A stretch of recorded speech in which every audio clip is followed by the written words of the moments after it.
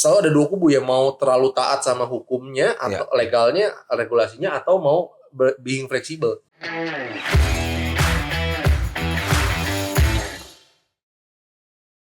Nah, tadi Pak Davis juga udah bahas nih sedikit soal TKDN dan juga bagaimana Indonesia membuat peraturan-peraturan yang baru juga kan Pak. Tapi kalau kita bahas TKDN berarti kan bahas investasi dari luar negeri dong Pak. Karena Indonesia ingin TKDN meningkat berarti investasi dari luar. Lagi rame ini soal Apple yang investasi ke Indonesia cuma 1,6 triliun. Nah, gede gak? Sebenarnya gede kita lihat kan Pak. Dibanding ke Vietnam Pak 256. Ya. Satu itu berarti kayak 200 kali lipatnya dong Pak ya. Iya, hampir 200 kali. Hampir 200 kali lipat dong berarti. Nanti sempat lewat juga di Bapak atau sempat baca juga enggak Pak soal itu Pak? Baca juga lewat juga ya. Oke, terus gimana Pak? Kita harus banyak bercermin juga sih. Apa yang harus dilakukan oleh Vietnam sampai bisa mengundang Apple mau ke sana? Penting. Kayak kemarin ini kalau kita cerita tentang investasi dari luar negeri kan. Memang salah satu tugas seorang kepala negara, kepala pemerintahan, presiden pastinya mau mengundang investasi biar masuk ke Indonesia lebih besar, karena itu akan meningkatkan pertama cadangan devisa meningkat, perekonomian meningkat. Karena ekonomi itu rumusnya ada C ya, consumption faktornya. Konsumsi Indonesia sudah cukup bagus, gede. Tapi investasi juga penting. Investasi luar negeri yang masuk ke dalam. Terus yang kedua adalah neraca ekspor impor. Nah, neraca ekspor impor itu berarti dalam kurung dikurang I. Dikurang I, ekspor dikurang impor. Dan terakhir adalah teknologi. Nah, jadi faktor yang paling bagus adalah kalau semua faktor jalan, teknologi juga ngaruhnya ke perekonomian tinggi sekali. Nah, terkait dengan Apple, kenapa dia mau melokalisasikannya investasinya dari Cina malah dipindahin ke Vietnam? Vietnam, betul. Tapi di Cina tetap ada. Tetap ada. Tapi kenapa nggak ke Indonesia? Nah, why? Kita bahas satu-satu. Razak misalnya yang punya Apple. Razak bisa bikin sebuah tab. Ini merek Samsung tapi. Ya, nih ada layar, ada baterai, ada motherboard, whatever itu. Kameranya, iya. Part per part ini bisa ada 100 part mungkin atau 200 part kali ya. Untuk satu produk. Gitu. Softwarenya, bla bla bla segala macam. Nah, Razak maunya dapat harga untuk pasokan harganya murah atau yang mahal? Pasokan itu berarti yang bikin. Ya. Bahan-bahannya itu bahan-bahan yang harganya bisa dibeli. Ini barang yang sama tapi bukan barang murah atau barang mahal. Barang yang sama di sini 10.000, di sini 20.000. Pilih yang mana? Yang 10.000 dong. Barang sama yang 10.000. Barang sama 10.000 ngapain 20.000? Sama itu juga. Yang terjadi. Yang terjadi dengan seorang Apple gitu. Si brand Apple itu kan kapitalis. Tadi kita balikan ke kapitalis dong. Dia kan cari uang. Ketika cari uang kita ngomong siapa yang bisa kasih harga terbaik, servis terbaik, kualitas terbaik, harga juga harus yang terbaik loh. Best price. Jadi kalau ditanya sebuah brand atau sebuah merek atau sebuah perusahaan mau investasi di negara orang tuh karena apa? Yang pertama adalah marketnya dulu. Market Indonesia itu gede atau enggak? Konsumernya gede dong harusnya Pak. Gede menurut orang Indonesia. Iya kan? Di Apple itu Indonesia ya mungkin 8%-an lah kali ya. Waduh. Market kita nggak gede-gede amat juga gitu. Bukan terbesar juga ya. China gede. China gede. Vietnam juga udah lumayan gede. Ya, jadi di Singapura juga gede. Ya, jadi maksud saya gini loh. Pasar Indonesia dulu gede gak? Itu dia pasti mau lihat itu. Survei pasar dulu. Yang kedua syarat-syaratnya apa? Kalau tadi syaratnya di sini adalah bikin yang kan kalau Apple bangun kampus akademi itu. Yes, Apple Developer 1,6T. Oke, kalau itu udah dibangun bisa jualan Indonesia bisa. Ya udah, dia ikutin syarat aja tuh. Hanya persyaratannya 1,6T itu loh. Iya. Jadi dia ambil syarat minimal untuk bisa masuk. Untuk bisa masuk Indonesia.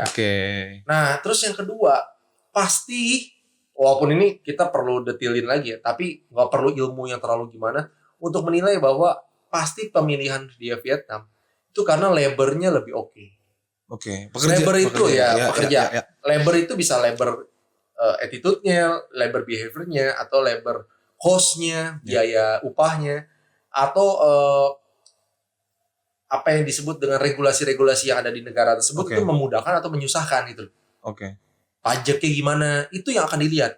Jadi coba saya bayangin saya jadi Apple, Misalnya Indonesia ngasih saya, kalau di Indonesia saya dapat tax insentif nih sekian. Tapi di Vietnam saya dikasih lebih gede. Betul.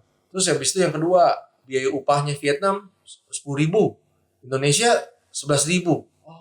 Lebih murah Vietnam misalnya. Iya. Ataupun kalau sama, Indonesia 10.000, Vietnam 10.000, tapi orang Indonesia kalau kerja bisa satu orang ngasilin 100 item per hari, Vietnam bisa 120. Ya, pilih mana aja. Ambil Vietnam lah, Pak. Nah, terus habis itu yang kedua, faktor geografis. China sama Vietnam itu nggak terlalu jauh. Yes. Nah, itu bisa dilihat ya, nanti ada mungkin mapnya bisa ditampilin. Iya. Mapnya antara China ke Shenzhen itu ke Vietnam, so-so lah, nggak terlalu jauh. Lebih jauh ke Indonesia. Oke. Jadi geografis juga nolong. Iya. Terus yang terakhir mungkin ya tadi kreativitas dari government-nya juga. Iya. Dalam memberikan penawaran-penawaran menarik kepada investor lah gitu bilangnya. Iya, ini salah satu Apple seperti itu, Pak ya. Betul. Nah, jadi memang nih ya kalau kita udah main grup besar nih kayak pemain besar kayak gitu tadi Apple, itu enak bisa ngatur-ngatur negara. malah dia ngatur ya? Iya, karena gue maunya gini dong, kalau enggak gue gak mau invest. Tinggal begitu. Iya. Tinggal bilang aja, gue mau masuk ke negara lu kalau gue dikasih ini. Benar. Lu mau apa enggak? Dia bisa menekan, bisa punya bargaining power besar ke negara. Dia ngepres negara malah. Nah, negara udah hitung kalau si dia masuk bisa menciptakan lapangan kerja sekian banyak. Kita harus kasih spesial nih. Oke. Nah, makanya pertanyaannya, kalau ditanya regulasi itu bisa berubah gak? Bisa berubah, tergantung siapa yang mau masuk dan kepentingannya apa. Balik lagi nih ke bisnis dan politik. Iya, berhubungan semua ya Pak ya? Sebenarnya. Iya. Makanya politik itu melahirkan juga nanti akan hukum kan. Hukum juga. Yes. Nah, produk hukumnya itu juga harus bisa fleksibel melihat dari situasi kondisi dan melihat juga dari situasi geopolitik seperti apa. Yeah. Kalau negara lain di Vietnam katanya dikasih tax insentif tuh. Tax insentif. Misalnya kalau nggak salah 50 tahun atau 100 tahun gitu. Untuk si Apple lu pajaknya cuma sekian doang. Wow. Indonesia lebih gede pajaknya, rate. Ya itu kan pasti jadi penilaian dari si Apple. Makanya juga dia pilih Vietnam lah. 756 tadi investasinya. Bener. Ya, ini juga terkait juga dengan investasi itu harus kreatif. Oke. Kita mau mengundang orang investasi di kita tuh harus kreatif. Bungkusannya itu harus bagus. Kita harus bisa bikin bungkusan packaging yang menarik sehingga orang tuh mau datang ke tempat kita. Iya. Mau beli dari kita. Benar gak? Betul. Nah, cara kreativitas yang saya bisa tiru adalah yang baru-baru terjadi juga di Singapura. Di Singapura itu yang Taylor Swift gitu. Iya. Oh iya, rame banget tuh, Pak. Taylor Swift itu harusnya sempat dapat tur ke Asia, ke ASEAN itu salah satunya Indonesia juga dong. Tapi dibayar khusus. Lu minggirin semua negara lain, gue bayar lu gede di sini, tapi jangan ke yang lain, cuma konser di Singapura doang. Wow. Impact-nya apa? Ya orang jadi pada ke Singapura dong. Taylornomic lah katanya. Taylornomic ya, bukan ekonomik ya, Pak. Orang Indonesia kan sebenarnya ada duit. Orang Indonesia tuh kalau kita keluar negeri dianggapnya, rich people. Iya. Nah, orang Indonesia itu bayar nonton Taylor Swift habis berapa? Kan pada ada spill, ada Instagram, spill berapa duit yang gua habisin buat nonton Taylor Swift berdua sama suami. Iya, suami istri. Bisa 46 juta. Iya. Untuk hari itu doang, iya. Kalau belanja belum lagi katanya gitu kan. Astaga. Coba bayangin, Zak. Itu baru dari Indonesia aja. Belum dari negara lain. Makanya berapa triliun itu transaksi di Singapura gara-gara itu. Taylornomics tadi. Kenapa? Taylor Swift manggung di sono, hotel-hotel di sekitar okupansinya 100%. 100%. Harganya naik gitu. Naik bener. Tadinya $100 jadi $200. Tadinya $500 jadi $1,000. Dan orang bela-belain dong. Mau nggak mau. Gue mau nonton Taylor Swift nih. Nah, kalau lu mau ambil hotel jauhan, cuma gue nggak tanggung macet ya. Wah, terlambat tuh datang nih. Iya bener juga. Kan? Ya jadi gitu-gitu aja kita mainnya begitu. Nah, pemerintahnya di sini itu siap gak untuk melakukan gebrakan-gebrakan seperti itu? Betul. Karena memang kalau misalnya nominalnya si Taylor Swift misalnya katakan 10 miliar nih. Pemerintah bayar 60 miliar. Iya. Pemerintahnya minta nih bayar ke IO-nya. IO 60 miliar. Tapi biar jangan si Taylor Swift-nya di sini aja. Yang lain jangan. Nah, pertanyaannya bisa kena KPK gak? Wah, kalau di Indonesia ya. Kalau Singapura kan terbukti enggak nih? Oke. Karena memang harus bisa menilainya memang bener gak rugi secara nominal. 10 M bayarnya 60 M. 50 M dong. Iya. Merugikan negara dong. Iya. Tapi belum tentu rugi, bisa juga jadi untung. Kalau itu bisa mendatangkan devisa, mendatangkan investasi, itu investasi tapi tidak langsung ya. Iya. Ya foreign direct investment nggak seperti itu juga bentuknya, tapi maksudnya itu langsung duit masuk ke dalam kan? Iya. Belanja ini, belanja itu, ya kan? Pasti belanja orang ke sana. Iya. Ya, terus hotelnya, terus tiketnya, setlist, iya. okupansinya, pemberitaannya, duit semua. Cuma bisa dilihat itu gak? Di Singapura bisa terjadi nih, gitu Pak ya? Karena pemerintahnya juga membuka mata. Support juga, iya. Ruginya karena itu tapi membuat untung. Nah, maksud saya, coba itu kalau di swasta tuh bisa begitu. Contoh di IMS. Pak, saya keluarin uang segini, invest segini, tapi hasilnya segini. Setuju gak Pak? Kalau bos kita ya pasti, mana bisa untung gak? Untung. Coba hitung dulu. Sip, ini boleh jalan. Tapi kalau kita masuk ke ranah birokrat tadi, ya gak boleh. Mana studinya, mana buktinya kalau ini kerugian kita 50 miliar ini bisa mendatangkan keuntungan sekian. Apa buktinya, mana studinya, mana kajiannya. Kalau coba mana berani pejabat Indonesia untuk mengambil langkah seperti itu. Bisa ditangkap sama KPK. Dikira korupsi. Atau di Kejaksaan Agung. Iya benar. Panggil korupsi karena apa, bahaya gitu. Ya makanya kan kita nggak tahu nih apakah boleh di Indonesia seperti itu. Nah hal-hal seperti ini kalau kita memang selalu ada dua kubu yang mau terlalu taat sama hukumnya atau legalnya, regulasinya, atau mau being fleksibel. Kalau kami di Integrator Solusi termasuk perusahaan yang tidak terlalu ketat dalam regulasi, Zak. Paham. Jadi kita lebih mementingkan ini regulasi, itu jadi pegangan kita bersama. Tapi once ketika saya menemukan sebuah case yang mana case-nya itu lebih untung dengan tidak mematuhi peraturan tersebut, saya bisa langsung ke foundernya IMS, Pak, gini, alasannya reasonnya begini, mohon dirubah Pak, adendum, diubah, langsung saya mau jalanin. Hitung untung, iya ini bagus nih, yuk jalanin. Betul. Tuh, dikasih payung hukum lah supaya bisa dijalankan. Karena itu kreativitas membutuhkan dana loh. Betul. Investasi loh. Betul. Lu taruh berapa, lu balik berapa? Iya. Balik lagi sepak bola juga gitu, ada pemain harga 25 miliar. Benar, tapi bisa menangin bawa ke World Cup. Ini kalau kita masuk 25M, nanti ada lagi yang masuk 27M, nanti ada 30M, udah langsung bakar aja 40M, langsung di lama gua hari ini. Wah. Bisa terjadi gak, Jang? Benar. Dan itu rugi 15M dong. Iya. Tapi dilakukan, biar apa? Biar gak ada lagi yang masuk lagi. Benar. Nah itu bisa gak terjadi di Indonesia? Misalnya kayak ada siapa konser gitu. Lu sama gua aja, udah full. Gua bayarin. Tapi nanti impact-nya di Indonesia, pariwisata naik apa naik. Saya bilang bisa gak begitu? Justin Bieber tuh begitu, Pak. Kalau Indonesia berani. Taylor Swift lagi naik-naiknya. Iya. Tapi gak tahu Justin Bieber kayaknya udah naik lagi. Justin Bieber masa lalu Pak. Bieber apa namanya, Belieber ngeri Pak. Sumpah di Indonesia. Itu kalau Justin Bieber Indonesia berani nih bawa Adri Subono ya, kalau kamu nonton. Bapak Adri Subono, kamu berani bawa Justin Bieber terus ngelakuin hal yang sama Pak. Mungkin rame ya. Slipknot.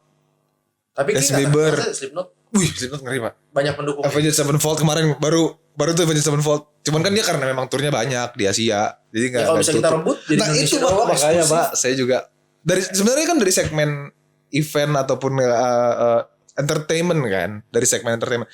Kalau kita lihat dari segmen lain kan banyak juga yang bisa seperti itu sebenarnya kan Pak. Iya. Gak cuma entertainment. Saya nggak tahu Indonesia itu dibolehkan atau enggak membeli eksklusivitas seperti itu. Ya ada apa enggak ya boleh. Kita jadi PR lah mungkin untuk kita cari tahu soal hukum itunya Pak ya. Nah ini juga ada teman saya sih, temennya anak IMS juga ya kan, pernah ngomong ya, dia intinya kayak dulu pernah mempertanyakan kereta api yang cepat itu yang mahal investasi itu yang dari China itu tuh kan merugi itu katanya. Ini mah investasi 150 tahun juga gak akan balik modal katanya gitu. Bener gak?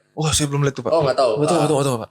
Saya bilang saya ngomong gini sih ke teman saya itu, karena saya nggak mendalami, saya nggak tahu ya yang benar bagaimana. Terus udah melakukan analisa dampak lingkungan belum, ya kan? Terus udah melakukan analisa bisnisnya belum. Saya nggak tahu. Nggak berani ambil kesimpulan lah. Belum berani ambil kesimpulan. Tapi gini, supaya lu nggak buru-buru mengecam itu, saya bilang gitu ya. Coba bisa menilainya begini nggak? Oke, proyek kereta api itu katakanlah rugi misalnya. Tapi kerugian itu bisa membuat men-trigger sesuatu lain, hal lain. Pariwisata antara Jakarta tuh Bandung kan makin cepet dong pergerakannya kan. Makin banyak turis yang mau ke Bandung lewat Jakarta. Makin banyak juga dia belanja di sono, habis dia ke Bandung dia makin banyak belanja sono. Bisa meningkatkan pariwisata gak? Di Jakarta dan Bandung. Di Jakarta dan Bandung. Mobilitasnya jadi cepet. Tadinya lambat jadi cepet. Bener juga. Nah, jadi kalau mau dinilai proyeknya rugi, yes, mungkin rugi. Tapi pemerintah tuh nggak pernah bikin proyek itu selalu melihatnya di satu itu rugi atau untung. Tidak selalu begitu. Bukan kadang-kadang pemerintah bersedia rugi, dia tahu impact-nya mau ngapain. Lain. Ya. Impact-nya mau ini.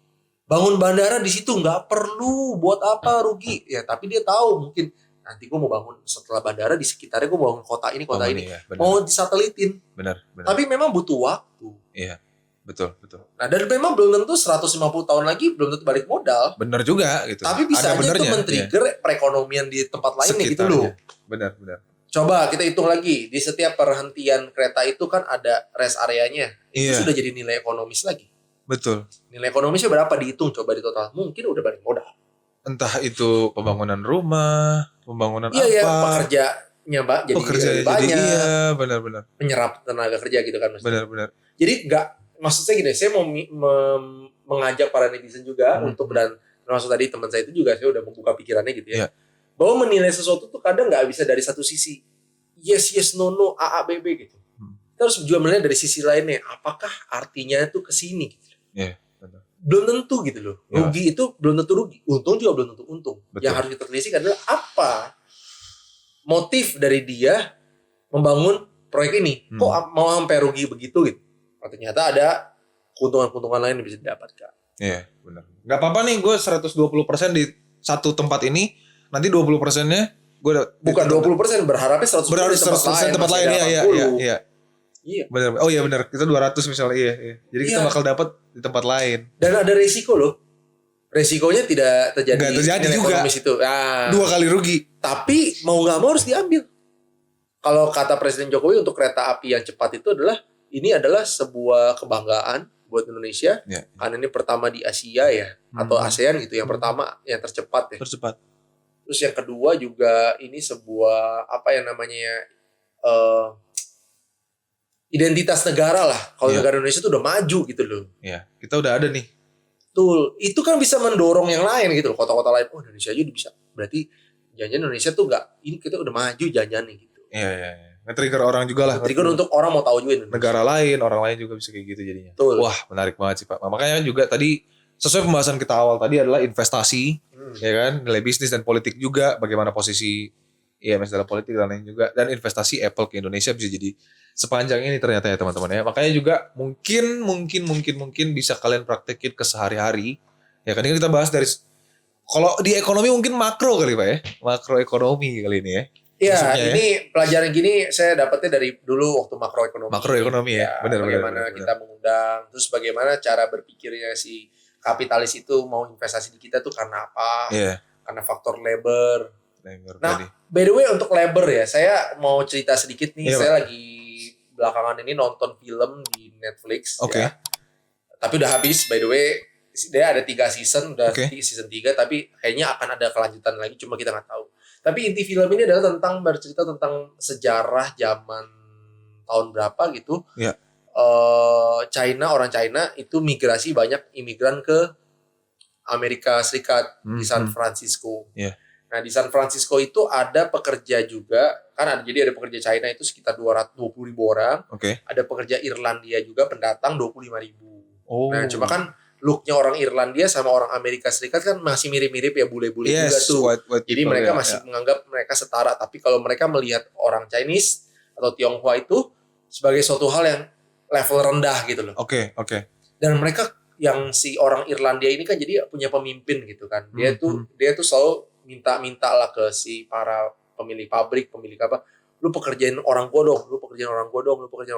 Gua bantu lu tapi lu pekerjain orang gua dong gitu. Nah, ada sebuah dialog yang saya cukup menarik. Jadi dia akhirnya berteman sama seorang pengusaha yang mau bangun rel kereta api gitu di Amerika Serikat. Proposalnya udah disetujui sama wali kota, ya udah lu bangun gitu. Nah, waktu dia memperkerjakan orang, dia bilang, "Nih gue bantu lu tapi lu pekerjain orang Irlandia gue ya, orang Irish ya." Irish. Oke. Tapi dikasih cuma sebagian. Sebagian tetap ke orang China, Tionghoa. Terus dia si orang Irlandia marah. Yang bosnya tadi? Pemimpinnya. Marah ke bosnya. kenapa lu nggak sesuai janji nih, katanya lu mau mempekerjakan orang-orang gua bla bla bla. Dia bilang katanya lu harus belajar juga bahwa lu harus melihat secara realita. Ngapain gue pakai labor dari Iris, dia bilang katanya, gue harus bayar 2 kali lipat lebih mahal daripada orang Chinese. Tetapi outputnya orang China itu 2 kali lipat lebih besar ya. Contoh ya, kita ngomongnya gini. Orang Chinese ini dibayar $25 per jam. Ya. Outputnya adalah 100 rel dikerjain. Ya. Kalau kita bayar orang Irlandia, kita harus bayar $50. 50, 2 kali lipat. Tapi dia cuma 1 hari bisa nyelesain 50 rel.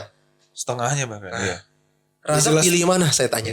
Ya, sebagai pebisnis balik lagi. Sebagai pebisnis akan pilih si Chinese dong. Nah, Irlandianya ya ngapain? Buat apa? Nah, jadi kenapa saya bilang orang China itu labor itu penting. Faktor labor itu nggak cuma murah ya. Iya. Murah dan bisa kerja itu penting. Iya, betul. Setuju, Pak. Saya tanya lagi nih, di ASEAN itu Indonesia murah atau mahal labornya? Murah dong. Murah. Di Singapura labor murah mahal? Mahal. Lebih terampil orang Indonesia kerja atau orang Singapura kerja? Wah, terampil susah nih. Yang saya dengar gimana Pak? lebih jago orang Singapura. Oke. Karena dia udah diisi dengan teknologi, ilmu, bla bla bla. Oke, lebih maju gitu ya. Nah, pertanyaannya, di antara dua ini Apple milih gak? Milih siapa? Milih dong, Singapura lebih dipilih. Indonesia tetap dipilih, cuma berapa komponen doang. Iya benar. Ada tulisnya tuh ya di tabel apa? Iya betul. Indonesia cuma berapa komponen. Singapura kebagian berapa? Vietnam kebagian berapa? Benar. Nah, sekarang kita bandingin antara Singapura dan Vietnam. Vietnam, Singapura. Iya. Harga murahan siapa? Harusnya Vietnam kan? Vietnam. Output itu kinerja. Lebih banyak mana? Vietnam harusnya. Setahu saya mirip-mirip. Oh, mirip-mirip. Jadi kayak oke lah, katakanlah misalnya ya Singapura bisa 20. Ya udah mungkin di Vietnam 15. Tapi harganya menang di jauh murah di Vietnam. Ya. Akhirnya kepilih Vietnam. Iya, Vietnam punya 2 faktor. Harganya cukup murah, tetap terampil. Iya, benar. Jadi ingat loh, bukan murahnya yang bukan murahnya doang. Murah plus terampil. Kalau udah punya ini, udah lu nggak ada obat lah ibaratnya. Iya. Karena Singapura ingat cuma punya keterampilan, tapi harga tidak murah. Iya. Orang labornya aja dia UMR-nya aja 10 kali Indonesia. Iya benar. UMR-nya gila sih. Makanya ini kan berarti bahasnya tuh dari sisi brand dong, Pak. Dari sudut pandang sisi brand itu dia akan mikirin labor, dia akan pentingin itu juga. Iya, benar. Gue yang mana yang paling murah dan yang paling terampil yang bisa kasih gue produksinya meningkat. Produksi yang terbaik. Benar juga. Saya jadi mikir juga nih, makanya mungkin kalau nanti penonton ada yang mikir, mungkin kita taruh timestamp-nya nanti. Kalau kalian sampai di timestamp ini, coba kalian pilih guys, mana dari penjelasan Pak Davis tadi. Kalian lebih pilih mana? Negara yang contoh terakhir kita, yes, yang jadi punya merek, kalian lebih pilih Singapura atau Vietnam untuk penjelasan terakhir. Nah, menarik nih, karena saya juga gak bisa jawab nih. Ya paling gini juga, ini juga memang kita ngomong soal terampil dan tidak terampil itu lihatnya dari mana ya. Memang kita juga lihat dari rasnya sendiri ya, rasnya. Okay, betul. Budayanya juga. Orang China itu memang dari dulu jago dagang gitu kan. Iya, terkenalnya. Ya katanya juga ada studi bahwa memang mereka jago dagang, jago ngitung karena memang bahasa China untuk angka itu sangat pendek, cuma satu suku kata. Oke. Contohnya kayak 1, 2, 3 kan 1, 2 suku kata kan. Iya, kalau Indonesia 2, 3 gitu kan. Kalau di China yuk. Oh. 1 doang, 1 suku kata. Nah, karena begitu jadi pengucapan dia terhadap angka itu cepat. Iya. 1000 gitu misalnya bahasanya. Kalau kita 1000 ya gitu kan. Kalau dia tetap selesai gitu loh. Ya. Jadi dia itu kalau ngitung cepet. Dan itu sudah bertahun-tahun, beribu-ribu tahun diulang lama-lama akhirnya terbentuk genetik kita yang Chinese itu lebih jago ngitung, lebih jago kalkulator dagangnya lebih cepet. Iya, benar. Berarti orang mainlandnya pada begitu semua ya Pak ya? Lebih jago ngitung. Iya, orang mainlandnya. Nah terus kalau misalnya orang Indonesia, kita harus balik ke bakatnya orang Indonesia apa? Bakat orang Indonesia itu kan terkenal dengan orang Indonesia itu suka galau ya. Hobinya sedih ya Pak ya, galau. Kan? Iya. Tapi kalian bisa membuat puisi yang indah. Iya. Puisi yang indah, lagu-lagu galau yang indah, lirik-lirik yang menyentuh hati.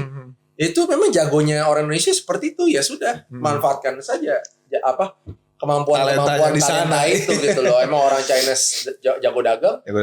Coba pernah gak nemuin orang Chinese jadi pelari? Jarang. Iya. Bukan yang gak ada. Juara. Pasti rasnya lebih yang kulit hitam. Kulit hitam, benar. Kulit hitam jago-jago, basket jago-jago. Iya. Memang ada kulit putih dikit. Chinese ada dikit juga nggak banyak. Benar. Bukan itu yang jago. Betul. Bukan di sana. Olahraga juga kita nggak jago-jago amat. Indonesia jagonya bulu tangkis. Bulu tangkis jago banget tuh. Bukan sepak bola loh. Iya. Indonesia itu terkenal kalau di luar negeri bulu tangkisnya. Iya, benar. Sepak bola, sepak bola kita akan kiblatnya ke Brazil, Inggris, Iya. yang lain-lain. Memang Kiblatnya udah benar. setiap negara tuh sudah punya bakat masing-masing. Gak bisa ngomong apa-apa kita. Iya. Jangan ditentang lah ya Pak ya. Ya diikutin di ini tapi tetap kita boleh berdagang ya boleh. Silakan gitu ya kan, nggak ada yang ngelarang juga. Tapi kalau bisa dicari aja nih gimana, iya, dan diasah di sana. SDM-nya harus memang meningkat pesat. Ya harapannya harus Pak ya. Harus juga lebih berkualitas, harus juga lebih bersaing secara harga. Ya. Attitude juga penting. Tadi yang dua tadi Pak ya. Ya. Udah nggak cuma murah tapi terampil. Gitu. Nah kalau Indonesia ada tambahannya attitude. Dan harus beretitude yang baik. Dan harus beretitude yang baik, benar. Jangan sampai mau digantiin lah kita. Ya kan kayak tadi Irlandia sama kayak di film Warriors. Ya di film film Warriors. Jangan kan itu kan orang Irlandia berarti digantiin dong. Iya. Orang Irlandia itu udah berusaha segimanapun dia nggak mau gitu. Iya. Si orang itu kayak ya udah gue tetap happy pakai orang Chinese. Iya. Mereka lebih murah, gue bisa bayar lebih murah terus dan terampil juga. Kerjanya lebih bagus. Benar. Why not gue akan pakai. Iya. Benar. Jadi tingkatkan SDM kita teman-teman. Karena memang dia ngambil suatu brand yang ternyata dia nggak terafiliasi, tapi dia jual hal yang sama gitu. Dan mengakunya terafiliasi.